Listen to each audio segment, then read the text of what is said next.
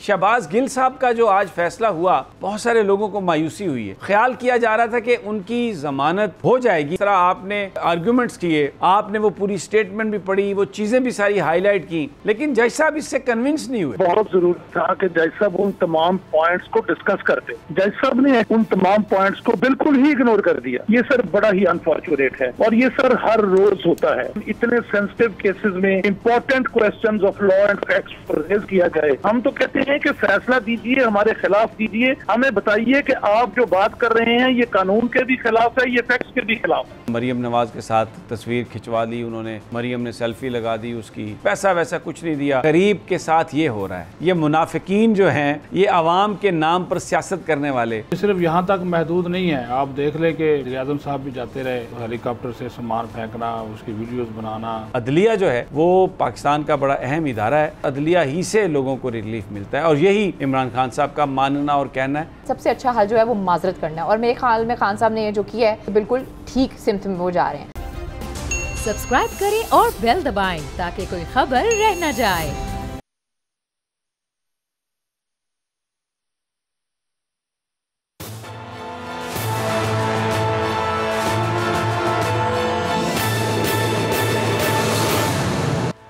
अस्सलाम वालेकुम नाज़रीन, मैं आपका मेज़बान समी इब्राहिम और आप देख रहे हैं प्रोग्राम तज्ज़िया। मेरे साथ हैं हमारी को एंकर अलीना इलियास, सदीक साजिद साहब जो हमारे पॉलिटिकल कॉरेस्पॉन्डेंट हैं, और इसके अलावा एडवोकेट बुरहान मुअज़्ज़म मलिक साहब टेलीफ़ोन पर हमारे साथ हैं। बुरहान साहब ने शहबाज गिल साहब का केस पेश किया और आज उनकी जो दरख्वास्त ज़मानत थी वो सेशन कोर्ट ने मुस्तरद कर दी। ज़रा केस के मेरिट्स पर बात करेंगे, जो दलाइल थे, क्योंकि बहुत सारे लोगों को ये उम्मीद थी कि आज उनकी ज़मानत हो जाएगी। इसके अलावा प्रोग्राम में हम शामिल करेंगे, आपको एक वीडियो दिखाएंगे कि सिंध हुकूमत क्या कर रही है। वहाँ पर जो अपोजिशन लीडर हैं अलीम आदिल शेख साहब, उनका मार मार के जो इन्होंने हशर किया, इमरान खान साहब ने उस पर ट्वीट भी किया। इमरान खान साहब का जो पहला बयान है, उनकी जो स्टेटमेंट है वो भी सबमिट कर दी गई है यहाँ पर तौहीन अदालत के मुकदमे में, कल जिसकी समाअत होगी। और एक 5 मेंबर बेंच जो है वो करेगा, larger bench Islamabad high court का। और पहला जो अपनी जो स्टेटमेंट है उसमें इमरान खान साहब ने ये कहा है कि वो कतई तौर पर उनकी कोई वो इस तरह की इंटेंशन नहीं थी कि वो अदालत की तौहीन करें। तो इसलिए ये जो पहली स्टेटमेंट है, ऐसा लग रहा है कि वो रिकन्सिलिएशन की तरफ जाएंगे। और फिर चर्चा है उस टेलीथॉन का जो रात हुआ और 3 घंटे में 5.5 अरब रुपए इमरान खान साहब ने जमा किए। इससे पहले यह हुकूमत गुज़श्ता कई हफ़्तों से कोशिश कर रही है, मुख्तलिफ़ ममालिक से जो हमें इमदाद मिली है, जिसमें अमेरिका शामिल है, जिसमें चाइना भी शामिल है, मैं कैश अमाउंट की बात कर रहा हूँ, तो वो तकरीबन 1 अरब है। लेकिन और वो पूरी हुकूमत की कोशिश और हमारे बिरादर ममालिक का उसमें ईसार और मोहब्बत शामिल है। लेकिन यहाँ पर अकेले इमरान खान ने रात 3 घंटे में टेलीथॉन में पाकिस्तानियों से तकरीबन 5.5 अरब रुपया जमा किए। और साथ उन्होंने इलेक्शन कमीशन को बार बार उन्होंने मुतवज्जो किया और कहा कि ये फ़ॉरेन फंडिंग है जो पाकिस्तान को आ रही है। ओवरसीज़ पाकिस्तानीज़ के हवाले से जितना जहर यहाँ की इस वक्त जो हुकूमत है उसने उगला, और जो इलेक्शन कमीशन की तरफ से जिस तरीके से फ़ॉरेन फंडिंग जो पाकिस्तान से बाहर पाकिस्तानी हैं उनकी तरफ से जो इमरान खान को पैसे आए, उसकी बुनियाद पर एक ऐसा फ़ैसला जो बहुत ही जो कानून समझने वाले लोग हैं उनका ये कहना है कि ये एक मजाक था।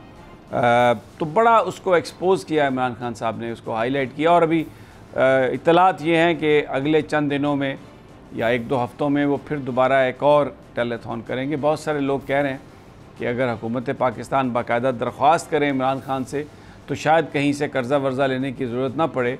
हर 2 हफ़्ते के बाद एक टेलीथॉन में 2-4 महीने में ख़ासा पाकिस्तान का नुकसान पूरा हो सकता है। रात इमरान खान साहब ने बताया कि जो शौकत खानम है उसके लिए वो 9 अरब रुपए की सालाना उसमें जो गरीबों के लिए जो इलाज होता है वो भी ओवरसीज़ पाकिस्तानी और पाकिस्तान के अंदर जो मुखय्यर अफराद हैं वो ये करते हैं। तो कितना बड़ा दिल है पाकिस्तानियों का। इमरान खान साहब ने रात ये बात भी कही कि वो जो सैलाब का मसला है ये एक कौमी मसला है और मिलकर इस पे बात करनी चाहिए। तो मैं सिंध की हुकूमत से, वफाक से मैं इस मामले पर बात करने के लिए तैयार हूँ, लेकिन वो जो मेरा हकीकी आज़ादी का कॉन्सेप्ट है, जो मैं जद्दोजहद कर रहा हूँ करप्शन के ख़िलाफ़, उस पर मैं कोई कंप्रोमाइज़ नहीं करूँगा। लेकिन क्योंकि ये एक कौमी इस वक्त आफत है तो मैं बात करने के लिए तैयार हूँ। लेकिन दूसरी जानिब हमें सवाए नफ़रत के, मुनाफ़कत के कुछ नहीं नज़र आ रहा, इल्ज़ाम तराशी के। और इसके बावजूद कि पेमरा ने इस्लामाबाद हाई कोर्ट ने पेमरा का ऑर्डर सस्पेंड कर दिया था लाइव कवरेज का, तो सैलाब के हवाले से जो टेलीथॉन है, बुग़्ज़ इमरान इतना था कि सैलाब पर जो टेलीथॉन था वो भी बहुत सारे चैनल्स जो हैं उन्होंने नहीं दिखाया, और हमारे करम फरमा फ़ोन करते रहे हर जगह कि जनाब मत दिखाएं, मत दिखाएं, मत दिखाएं। लेकिन ज़ाहिर है ये एक सैलाब ज़दगान की मदद के लिए था, तो कोई भी पाकिस्तानी जो है वो इस चीज़ को, मेरा नहीं ख्याल कि वो रद्द उसको करना चाहिए था। हुकूमत को भी दिल बड़ा करके इमरान खान साहब की तरफ से ये जो पेशकश है कि इस कैलेमिटी को इसमें रिहेबिलिटेशन के लिए मिलकर काम करना चाहिए, तो उनको भी मिलकर काम करने का सोचना चाहिए। NRO की बात छोड़ दें, मुकदमात की बात छोड़ दें, सियासत जो है वो उसके लिए आपके पास सारा टाइम पड़ा हुआ है। लेकिन सबसे पहले जो है मैं बुरहान मलिक साहब, क्योंकि वो ट्रैवल कर रहे हैं, लाहौर वापस जा रहे हैं, किसी जगह पर वो खड़े हैं। बुरहान साहब बहुत बहुत शुक्रिया, आपने हमें ज्वाइन किया। आपको मेरी आवाज़ ठीक आ रही है? जी सर, बहुत क्लियर है, आपका बहुत शुक्रिया सर। अच्छा बुरहान साहब, शहबाज गिल साहब का जो आज फैसला हुआ, बहुत सारे लोगों को मायूसी हुई है। ख्याल किया जा रहा था कि उनकी ज़मानत हो जाएगी, इसलिए कि जो मैंने देखा मुकदमे की, जिस तरह आपने आर्गूमेंट्स किए, उनकी जो स्टेटमेंट्स जो थी, जिनको तोड़ मरोड़ के इन्होंने उसके टोटे जोड़ के तो एक अजीब सी बात बनाई थी प्रोसिक्यूटर ने। आपने वो पूरी स्टेटमेंट भी पढ़ी, वो चीज़ें भी सारी हाईलाइट की, लेकिन जज साहब इससे कन्विंस नहीं हुए। सर गुजारिश ये है कि कन्विंस होने के लिए बहुत जरूरी था कि जज साहब उन तमाम पॉइंट्स को डिस्कस करते। जज साहब ने एक्चुअली उन तमाम पॉइंट्स को बिल्कुल ही इग्नोर कर दिया। ऑर्डर जो हमें मिला है उसमें मैंने ऑलमोस्ट सर कोई 30+ पॉइंट्स दिए थे उन्हें, फैक्चुअल भी और लीगल भी, जिन पे मेरी सबमिशन उनको ये थी कि सर इन तमाम चीजों को कंसिडर कीजिए। और लॉ की रिक्वायरमेंट ये है कि जब हम ये सबमिशन करते हैं तो इसका मतलब ये होता है कि आप इस पे मेरे दलाइल भी सुनेंगे, आप इस पे प्रोसिक्यूशन भी सुनेंगे, आप इसे डिस्कस करेंगे बाकायदा, और आप ये बताएंगे कि कौन सा पॉइंट जो हम रेज कर रहे हैं वो दुरुस्त है कानून के मुताबिक और कौन सा गलत है। लेकिन जज साहब ने उन्हें सिरे से इग्नोर ही कर दिया है। उन्होंने तो ऐसे जैसे कि उन्होंने तमाम आर्गूमेंट्स को समाप्त ही नहीं फरमाया। तो ऐसी सूरत हाल में उन्होंने सिर्फ एक बात लिखी है, उन्होंने कहा जी 12 जराइम लगाए गए थे FIR में, उसमें से 11 को मैं डिस्कस नहीं करता, वो तो नहीं बनते, चले ठीक है, लेकिन एक जुर्म मेरी नजर में और उस पे उन्होंने जमानत खारिज फरमा दी है। तो ये जो इतने दूसरे पॉइंट थे जिनका आप जिक्र कर रहे हैं, कोई आपको कोई इसकी वजह नजर आती है कि जज साहब ने उनकी तरफ तवज्जो ही नहीं दी? सर इसको तो जज साहब ही बेहतर रेल कर सकते हैं, और हम तो ये समझते हैं कि जजेस के फैसले हमेशा इन बातों को एक्सप्लेन किया करते हैं। लेकिन अगर जज साहब बिल्कुल सिरे से तमाम रेज किए गए पॉइंट्स फैक्चुअल या लीगल इग्नोर ही फरमा दें, तो मैं तो ये बल्कि इस तरह उन्होंने किया कि जैसे उनके सामने ये सारा कुछ कभी हमने रखा ही नहीं। तो मैं तो ये कहूंगा कि जजेस का एक कोड ऑफ कंडक्ट है। मैं बड़ा सॉफ्ट भी अगर कहूं तो जज साहब को ये जो मुनासिब नहीं है किसी जज के लिए कि वो अपने सामने रेज किए गए पॉइंट्स को सिरे से न कर दे, उनके मुताबिक बात ही ना करे। बल्कि मैं आपको एक बड़ी अजीब बात आपके नोटिस पे लाऊंगा, जिसने कम से कम मेरे अलावा हमारी तमाम जो दोस्त हमारे लॉ नोइंग हैं उनको भी हैरान परेशान कर दिया कि इस केस को मैंने आर्गू किया, मेरे अलावा 10 से 12 लॉयर्स कोर्ट में मौजूद थे जो हमारी लीगल टीम थे।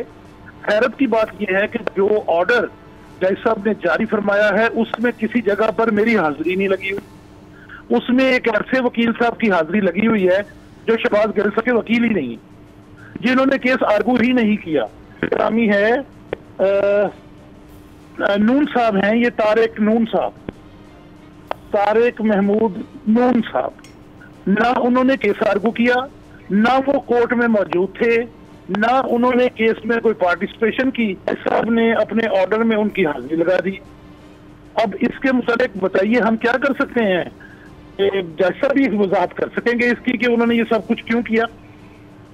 अच्छा बुरहान साहब, एक बड़ा सेंसिटिव मामला है। अगर जजेस के फैसलों के हवाले से गुफ्तगू की जाए तो पाकिस्तान में इस बात का हमेशा आपको डर लगा रहता है कि तौहीन अदालत में आप तलब कर लिए जाएंगे, और अगर इस तरह की कोई आप आइडेंटिफाई करते हैं कोई गलती कि अब एक वकील ही नहीं है, उनका वकालतनामा ही नहीं है, उनको आप उनकी हाज़िरी लगा देते हैं, तो इस तरह के जो वाक़यात हैं जिसमें आपको नज़र आ रहा होता है बादियों नज़र में कि कहीं वायलेशन हुई है कोड ऑफ कंडक्ट की, तो आम साइल के पास क्या उसका हल है? कहाँ वो जाए, क्या करे?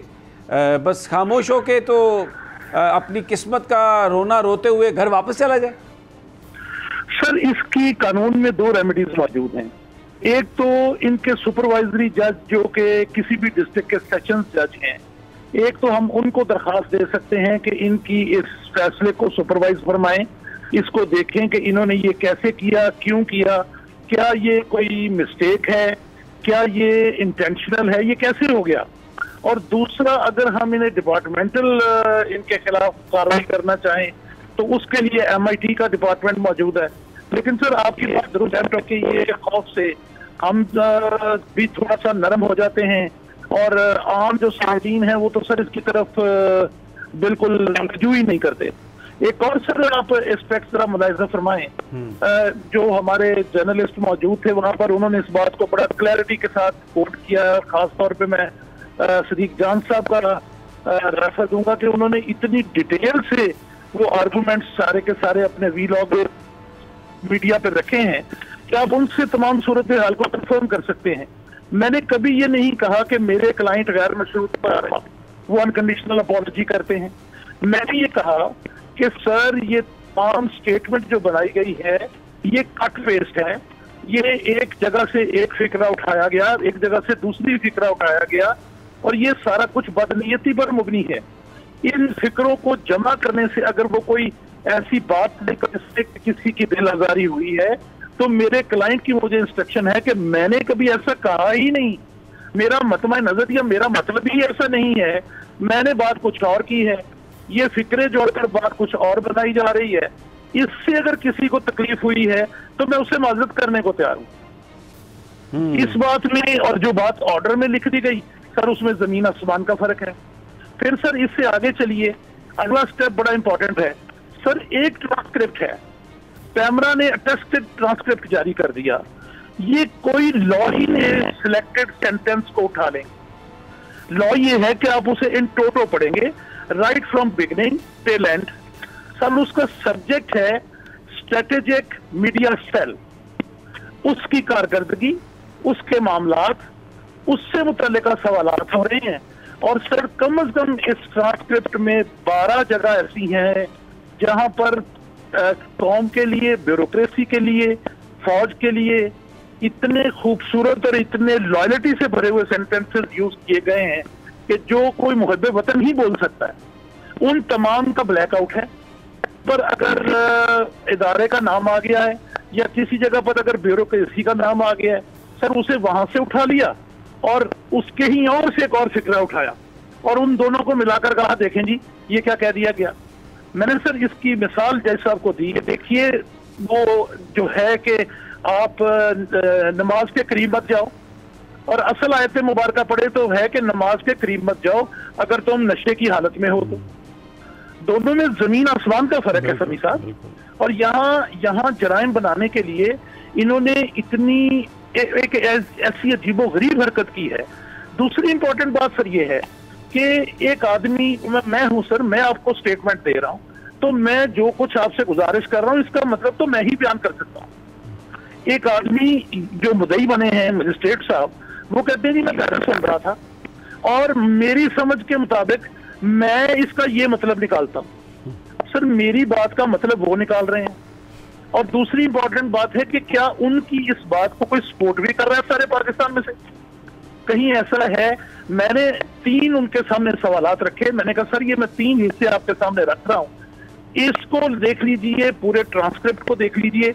मेरा एक सवाल है, 1 लाइनर आपके सामने सबमिशन रखता हूं कि सर इनके को किसी ऑफेंस की डेफिनेशन में फॉल करवाया जा सकता है तो सर उसे जरूर कर दें। वो सर तकरीबन ऑर्डर में उन्होंने इस बात को मान भी लिया है कि जी ऐसा कुछ नहीं है, लेकिन सर रिलीफ से हम महरूम रह गए।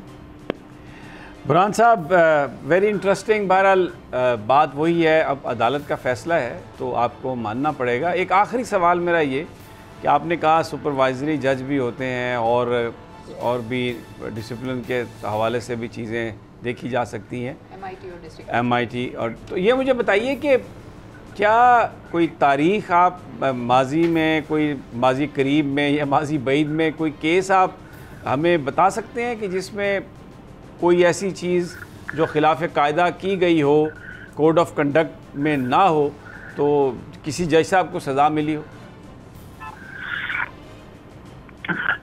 सर डिसीजंस पर ऐसा बहुत रेयर है कि सुपरवाइजरी जज साहिबान इसको इतनी अहमियत देते हैं, और ना ही सर MIT तब वक्त के उन्हें कुछ इसमें कलरिंग नजर आ जाए वो भी इसको कोई इतनी तवज्जो देते हैं। मैं सर वाकई ऐसी कोई भी मिसाल आपके सामने रखने से अपने आप को बड़ा कंसर्न महसूस करूंगा। बिल्कुल बिल्कुल, और वैसे भी ये बड़ा सेंसिटिव मामला है, मैं भी कुछ ज़्यादा इस पर गुफ्तगू नहीं करना चाहता, इसलिए कि ये हमारी मौजूद अदलिया के हवाले से है एंड जजेस are very sensitive about it, और हमें भी होना चाहिए। लेकिन बहरहाल जो मुकदमे के आपने जो फैक्ट्स बताए हैं, जिस तरीके से आपने आर्ग्यूमेंट किया और आपकी नज़र में जो पॉइंट्स को इग्नोर किया गया फ़ैसले में, ये बहुत सारे जो लीगल एक्सपर्ट्स हैं जिनसे मेरी बात हुई है वो आपकी बात से एग्री करते हैं, और उनका ये कहना है कि आज इस बात की तवक्को इसमें जी जी जी समी सब इसमें मैं आप इस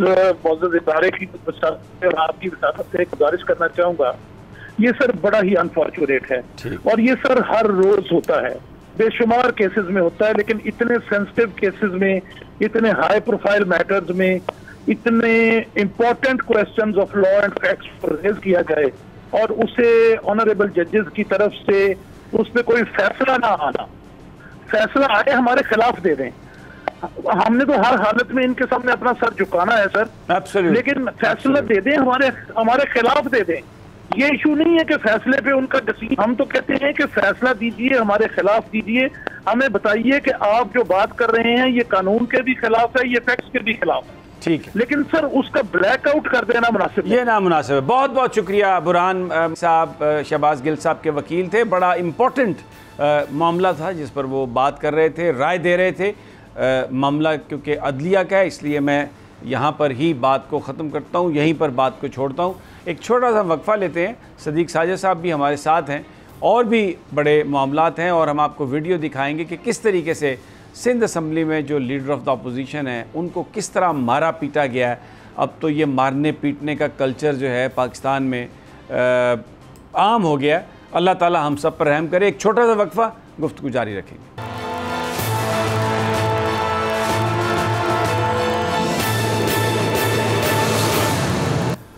वेलकम बैक नाज़रीन। पाकिस्तान में जो फ्लड की सूरत हाल है उस पर भी बात कर रहे हैं। कानूनी जो यहाँ पर मसाइल हैं उस पर, आम आदमी के जो मसाइल हैं उस पर हुकूमत जो है इस वक्त तशद्दुद कर रही है, लोगों को मारा पीटा जा रहा है। आम आदमी सैलाब से उसको मार पड़ी है, उसकी रिहेबिलिटेशन नहीं है, उसको बेवकूफ़ बनाया जा रहा है। फ़ोटो ऑप्स के लिए जाते हैं, कैमरा लेके तस्वीरें खिंचवाते हैं, फिर वापस आ जाते हैं। मैं एक ख़ातून है, उनकी भी आपको तस्वीर दिखाऊंगा। मरीम नवाज़ के साथ तस्वीर खिंचवा ली उन्होंने, मरीम ने सेल्फ़ी लगा दी, उसकी फ़ोटो लगा दी, पैसा वैसा कुछ नहीं दिया, मीडिया ने हाईलाइट किया तो फिर एक ट्रक भेज के उसी खातून को माल वाल दे के फिर उसकी स्टेटमेंट, वो दोनों मैं आपको दिखाऊंगा कि किस तरह ये बेरहम लोग हैं, ये कैलस लोग हैं, और किस तरह ये इस्तेमाल करते हैं। ये वो उस खातून की तस्वीर है जिससे पहले जफ़ी शफ़ी डाल के तस्वीर बनवा ली, गले लगा के, दिया कुछ नहीं। वो जो माल लेके गई थी वो अपने ही वर्कर्स को दे दिया, कहाँ दिया क्या नहीं। फिर जब मीडिया ने इसको उठाया तो फिर उसको माल उसकी तरफ भेज दिया, कोई राशन भेज दिया, चंद चवनियाँ दे के उसका मुंह बंद कराने की कोशिश की। गरीब का ये हाल है। ये मैं आपको दोनों ये वीडियोज़ में आपको सुनवाऊँगा। अब आ जाते हैं अली मादल शेख की, ज़रा वीडियो देख लें आप कि उसको कितना मारा पीटा है। लीडर ऑफ द अपोजिशन है, कई दफ़ा इनको उठाया गया। इनके जब ये कराची में बंद थे हवालात में, तो इनके कमरे में सांप भी फेंका गया इनको डराने के लिए, बिल्कुल वैसे जैसे दस्ती, जमशेद दस्ती जो हमारे दोस्त MNA मुजफ्फरगढ़ से, उनको जब ये पकड़ा, शरीफ ख़ानदान ने पकड़ा था, तो तब उनकी जो बैरक थी उसमें भी ये बिच्छू और सांप फेंकते थे। ये सलूक किया जा रहा है लोगों के साथ, उनको मारा पीटा जा रहा है। आम आदमी के साथ क्या ये लोग करते हैं, किस कदर कैलस लोग हैं। ये Ali Madal Shaikh MPA, leader of the opposition Tehreek Insaf से सिंध असम्बली में, जो मारने वाले लोग हैं उनका नारा है कि भुट्टो ज़िंदा है। लेकिन अगर भुट्टो ज़िंदा है तो ये काम भुट्टो का नहीं हो सकता, हो ही नहीं सकता। मैं नहीं मानता ये काम भुट्टो का हो। लेकिन जो उसका नाम लेके हुकूमत में आए हैं, उन्हें तो ना उस नाम की परवाह है, ना कोई करैक्टर की इस वक्त परवाह है। कैलस लोग हैं, बेरहम लोग हैं, सीनों में दिल नहीं है, मार पीट तशद्दुद करके इस वक्त एक माफिया की तरह इस मुल्क पर काबिज़ हैं। अब वो वीडियो मैं आपको सुनवाता हूँ जो मरियम के साथ जिसने तस्वीर खिंचवाई थी। सब आइए सुन लिए उनकी तस्वीर, उनकी ज़रा हमें वो ऑडियो के साथ सुनवाएं ज़रा, वो क्या कह रही हैं खातून। ये आपने सुना, कह रही है, मैं ट्रांसलेट कर देता हूँ जिनको सराइकी समझ नहीं आती, कि मेरी कमर पे हाथ फेरा सिर्फ, और जब भी डाली तस्वीर खिंचवाई, कुछ हमें दे के नहीं गई, कोई प्रॉमिस नहीं किया। अब जब ये सोशल मीडिया पर आया, मेन स्ट्रीम मीडिया ने भी उठाया कि एक्सपोज हो गई नून लीग और मरियम नवाज़ ख़ास तौर पर, तो फिर उसके बाद उनकी तरफ कुछ राशन भेजा और फिर उनकी वो स्टेटमेंट ली। अब आइए वो स्टेटमेंट भी आपको सुनवा देते हैं। ये आपने आवाज़, अब वो देखें, सामान दे के साथ में एक पूरी वीडियो, ये गरीब के साथ ये हो रहा है। ये मुनाफिकीन जो हैं, ये आवाम के नाम पर सियासत करने वाले, जो असल स्टेक होल्डर्स बेचारे गरीब आवाम हैं, इस तरह उनके साथ ये सब कुछ कर रहे हैं। सदीक साजिद साहब, कुछ आप बयान फरमाएंगे जो आपने देखा है? समी साहब, ये तो ज़ाहिर है जी इंतहाई अफसोसनाक है। और आपको याद आ गया होगा अंजलिना जोली का, जो उन्होंने कहा था जब वो पाकिस्तान के दौरे पर आई थी 2010 में, तो उन्होंने जब एक रिपोर्ट अक़वाम मुत्तहिदा में पेश की थी, तो वो काफ़ी है हमारी आंखें खोलने के लिए, लेकिन इसके बावजूद हमारे हुक्मरानों की आंखें जो है वो नहीं खुली।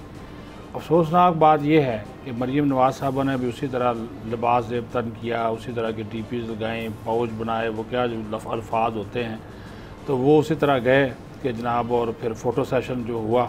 और ये सिर्फ यहाँ तक महदूद नहीं है, आप देख लें कि वज़ीर-ए-आज़म साहब भी जाते रहे, तो हेलीकॉप्टर से सामान फेंकना, उसकी वीडियोस बनाना, नीचे लोग, पानी है नहीं है, वो सारी की सारी चीज़ें आपको, वो भी आपको याद होगा, वो जैसे ही उन्होंने कहा कैमरा ऑन है, तो अचानक एक गुड्डे की तरह वो अपना शहबाज शरीफ साहब बोलने लग गए फौरी तौर पर, एक्शन ये जैसे वो करते हैं। और एक और भी बात बता दूँ, सुना है कि आज सारा दिन पटूसियाँ मारते रहे। आप समझते हैं पटूसी क्या होती है? उल्टी छलांगे लगाना। वो एक डेलीगेशन मिला और उसने 2 करोड़ रुपये दे दिया है इस्लामाबाद चैम्बर ऑफ कॉमर्स के। तो उसके बाद से वो बैठ ही नहीं रहे, चलते कभी इधर चले जाते हैं, चलते कभी इधर चले जाते हैं, क्योंकि वो 5.5 अरब रुपए इकट्ठे किए इमरान खान ने 3 घंटे में।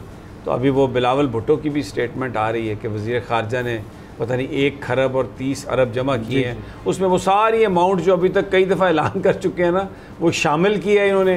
वो जो वर्ल्ड बैंक के 303 मिलियन भी उसमें शामिल करके। तो ये क्या बातें कर रहे हैं, ये टपूसियाँ, पुठियाँ, छाड़ा।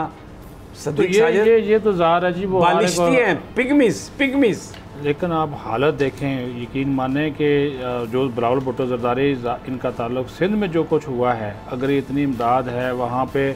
और आपको एक और भी बात बताऊं कि NDMA के भी इन्होंने कोई 8 से 9 अरब रुपए उधर से वो खर्च कर दिए, बांट दिए लोगों के अंदर, बेनजीर इनकम सपोर्ट प्रोग्राम के नाम पे भी 25-25 हज़ार।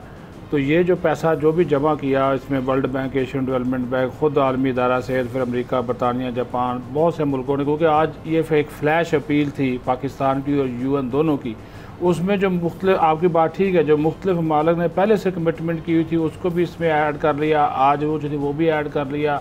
इसमें आलमी बैंक का जो $330 मिलियन था वो कोई 75 अरब रुपया बनता है, वो भी इसमें इन्होंने जो है शामिल कर लिया और कहा जी हमने 130 अरब रुपये के जो फंड्स हैं वो आज हमने जो है वो जमा कर लिए हैं। असल बात ये है कि जो शफाफ तरीका वो क्या होगा जिसके तहत ये पैसा जो है वो जाएगा। लोग पैसा देने के लिए तैयार हैं, लेकिन लोग कहते हैं ये टीटी बंद करें। जी जी जी, ये जो टीटियां लगाते हैं ना शहबाज शरीफ साहब और उनके बेटे सलमान शहबाज साहब, मैं वो टीटी जो है वो पिस्तौल की बात नहीं कर रहा, मैं ये बैंकों की टीटियों की बात कर रहा हूँ। ये टीटी से डरते हैं वो। एक सिंध की अहम शख्सियत 12 करोड़ रुपया वो बांटना चाह रहे थे, लेकिन हुकूमत सिंध में बैठी हुई कि अहम शख्सियत ने बोला, उन्होंने कहा जी आप हमारे ज़रिए तकसीम करें। उस बंदे ने कहा यार हम चले जाएंगे, मेरे वर्कर्स हैं, मेरे लोग हैं, मैं ये जाकर पैसा या इसके इतना इमदाद का सामान उसको मना कर दिया। आप यकीन माने सिंध में ये हाल हो रहा, लोग वहाँ पे रो रहे हैं। और एक मैं खुदाई कसम एक लाश देखी समी इब्राहिम साहब, एक संदूक नहीं होता, संदूक था, उसको 3 लोग खींच रहे थे, जब उसको खोला गया उसमें एक बेचारे शख्स की लाश थी। अब ये समझ रहे इसमें कपड़े हैं, इंसानियत की ये तो यहाँ पे हालत है। ख़वातीन जो है बेचारी दरख्तों के नीचे लाकर बैठी हुई, नंगी बातें नहीं होती हमसे कि हम उनको देख सके। और वो 12 करोड़ रुपया वो बंदा अपने देने जा रहा है और उसको हुकूमत सिंध रोक रही है, नहीं जी आप हमारे जाएं। एक छोटा सा वक्फा नाजरीन, अलीना फिर वापस आपसे गुफ्तगू करेंगे, हमारे साथ ही रहिए नाजरीन।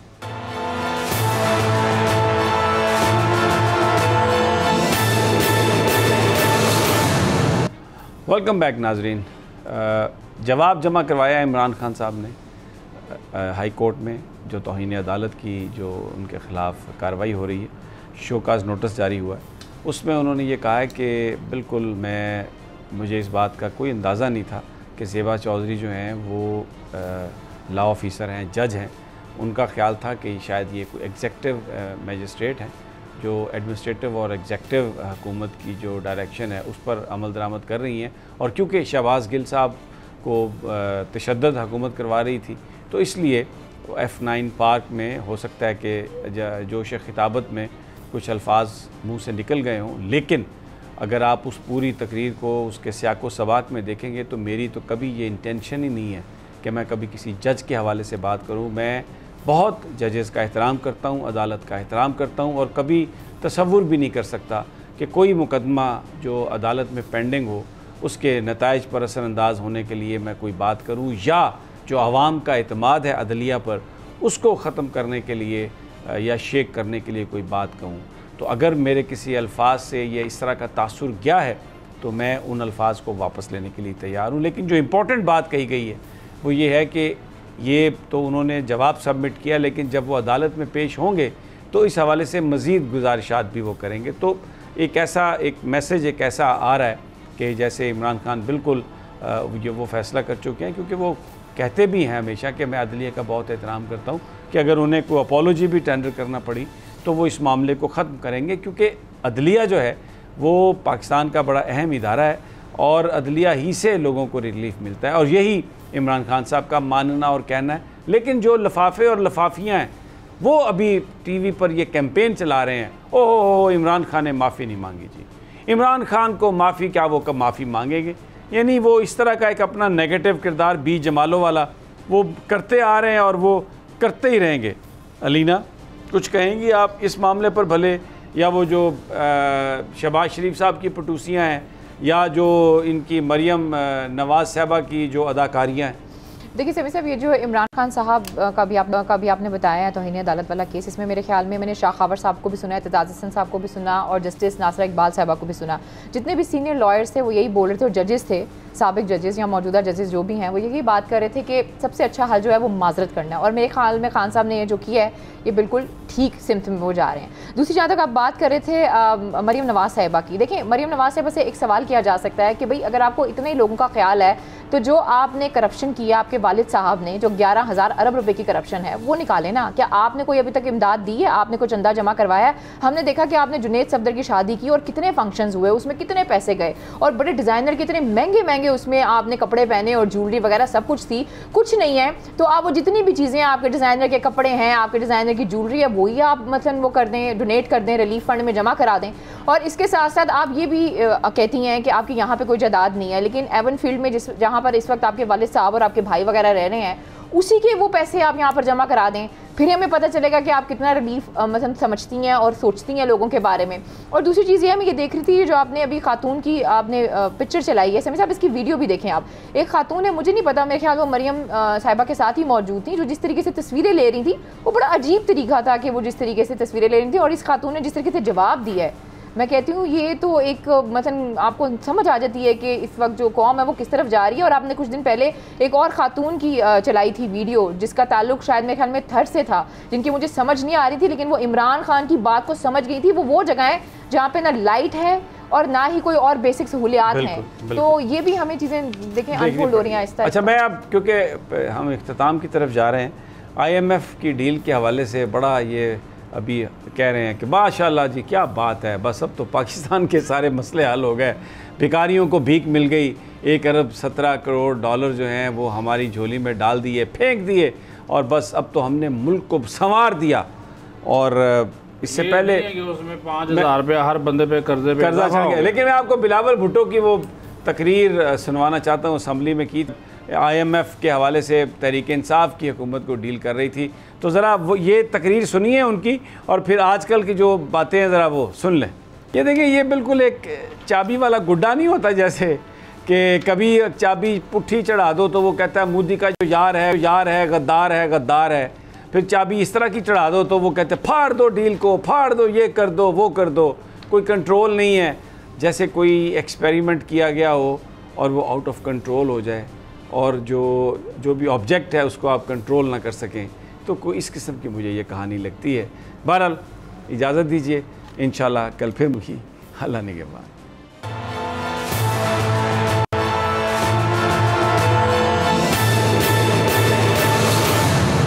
मैं हूं जैस्मीन मंजूर और आप मुझे देखेंगे सिर्फ गोल्ड पर।